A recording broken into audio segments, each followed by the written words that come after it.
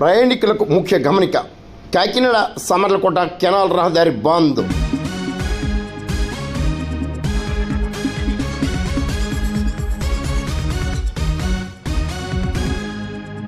జిల్లాలోని ప్రజలు ప్రయాణికులకు ముఖ్య గమనిక. కాకినాడ నుండి సామర్లకోట వెళ్ళే కెనాల్ రహదారిని బంద్ చేశారు. సాగరమాల ప్రాజెక్టులో భాగంగా వెంకటకృష్ణరాయపురం ముత్యాలమ్మ తాడి సమీపంలో ఫ్లైఓవర్ వంతెనకు గడ్డర్ల నిర్మాణాన్ని చేపట్టినందున ఈ రహదారిని తాత్కాలికంగా మూసివేసినట్లు జిల్లా కలెక్టర్ ఎస్ఎస్ మోహన్ ప్రకటించారు.